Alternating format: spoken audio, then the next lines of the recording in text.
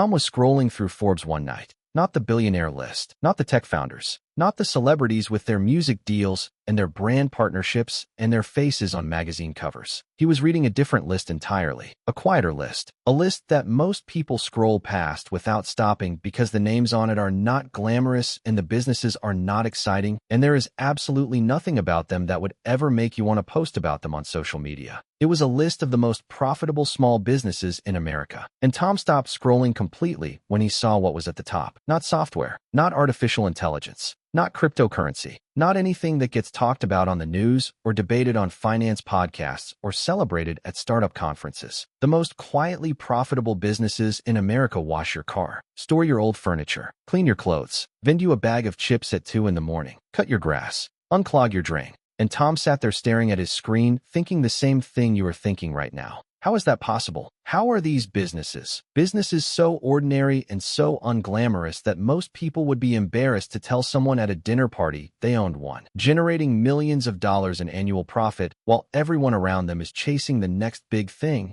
and coming up empty? That is exactly what this video is about. And by the end of it, you are going to look at a car wash or a laundromat or a storage facility completely differently than you do right now. Because the boring business is not the consolation prize. In most cases, the boring business is the smartest play in the entire room. Here is the first thing Tom discovered, and it reframed everything he thought he knew about business. Exciting businesses attract competition. The moment something looks glamorous and profitable, every ambitious person with a laptop and a dream charges toward it simultaneously. Thousands of people started podcasts when podcasting looked exciting. Thousands of people launched e-commerce stores when dropshipping looked profitable. Thousands of people poured money into crypto when crypto looked like a guaranteed return. And the vast majority of them lost. Not because they were not smart or not hardworking, but because when everyone rushes toward the same opportunity, the margins collapse. The competition becomes brutal, and survival requires either enormous capital or an edge that most people simply do not have.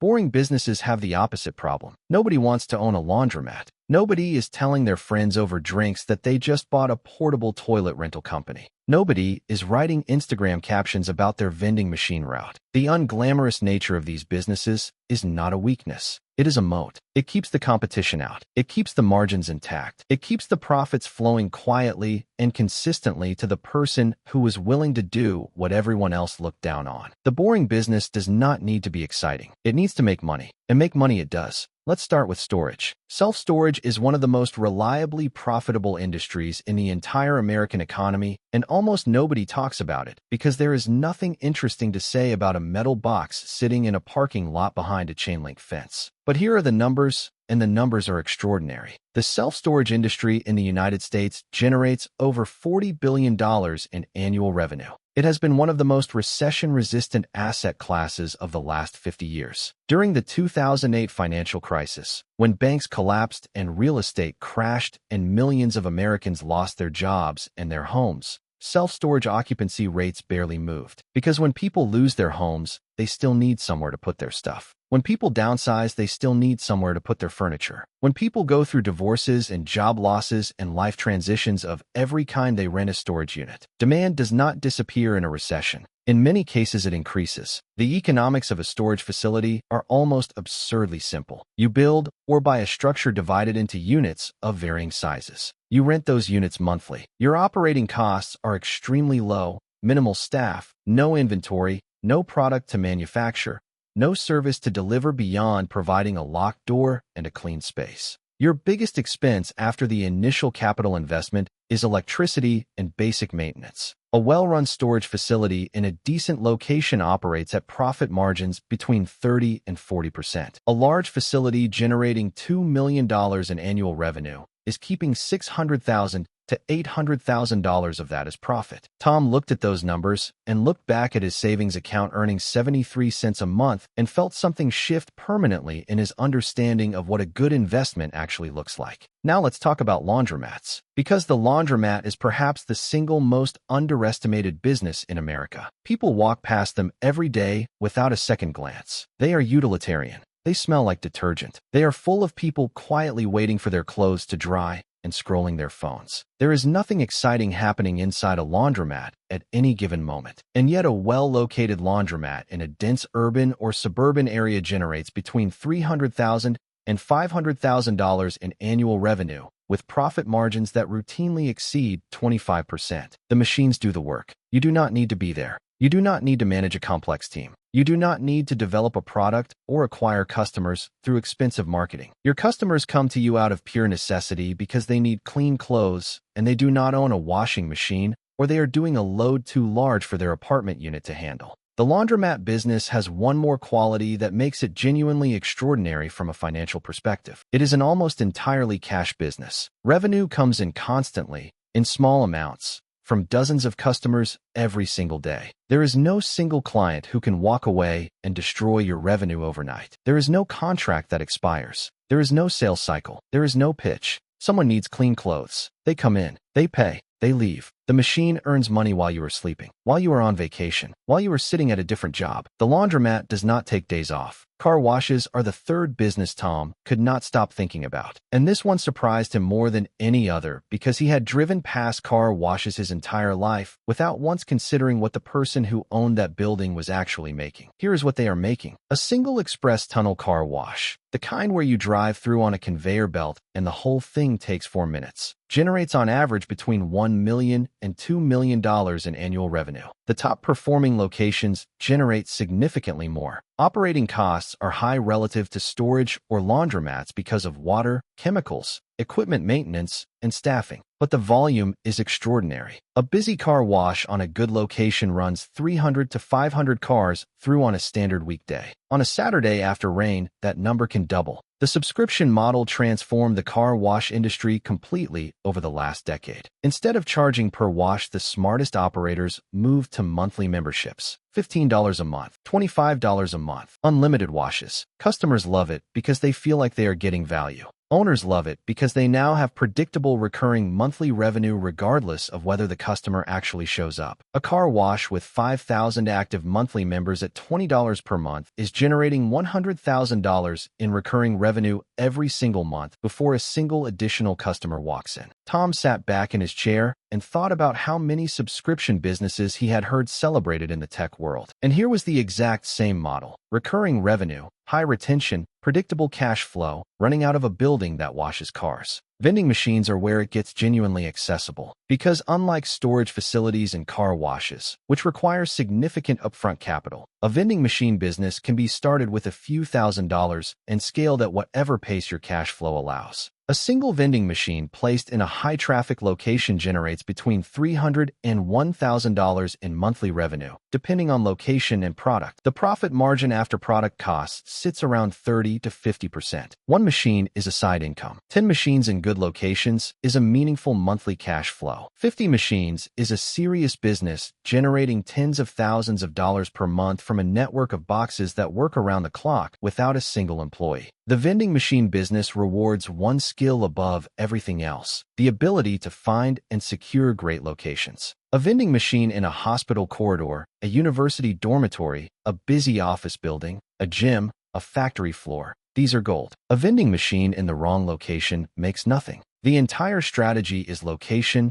location, location. And once you have a great location locked in with a contract, the machine just sits there earning. Tom thought about how many hours he had worked to earn his $20,000. Then he thought about a network of vending machines earning that same amount while he slept. The math was not complicated. The barrier was simply the willingness to do something that nobody at a dinner party would find impressive. Parking lots, dumpster rental, porta-potty companies, ATM ownership, pressure washing. These are the businesses nobody talks about at startup conferences. These are the businesses with no viral moment, no product launch, no press coverage, no celebrity investors. These are the businesses that generate $2 million a year in revenue from a parking lot behind a building in a mid-sized American city, and the owner has been driving the same truck for 15 years because they have no one to impress and no reason to spend money they do not need to spend. Tom found a study from the Small Business Administration showing that the businesses with the highest survival rates after 5 years were not technology companies or restaurants or retail stores. They were service businesses in unglamorous industries with low overhead, recurring customers, and no dependency on trend or fashion or consumer sentiment. Storage, cleaning,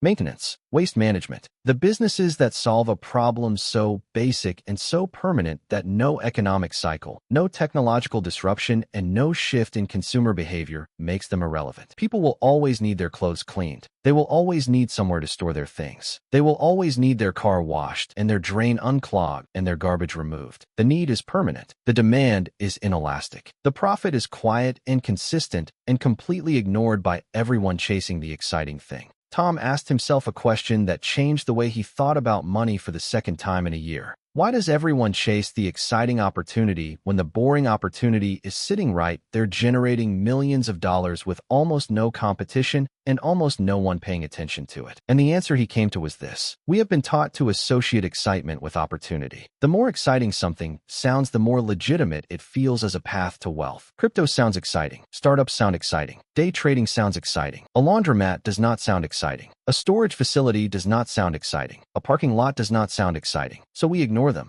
We walk past them every day without a single thought about what the person who owns them is actually taking home at the end of the year. The wealthy people Tom started studying, not the billionaires, not the tech founders, but the quietly rich people in every mid-sized American city who own multiple properties and drive unremarkable cars and take 2 vacations a year and never stress about money. Almost all of them had at least one boring business in their portfolio, not as their whole identity, not as something they bragged about, just as a quiet engine running in the background generating cash flow month after month while they got on with their lives. The boring business was never the story they told at dinner. It was just the thing that paid for everything else. Tom did not buy a laundromat the next day. He did not quit his job and start pressure washing driveways. What he did was quieter and more important than either of those things. He changed the filter through which he looked at the world around him. He started seeing businesses instead of buildings. He drove past a car wash and thought about the subscription members. He walked past a storage facility and thought about the occupancy rate. He used a vending machine and thought about the location contract and the margin on each transaction. He started reading about how these businesses were acquired, how they were financed, how they were operated,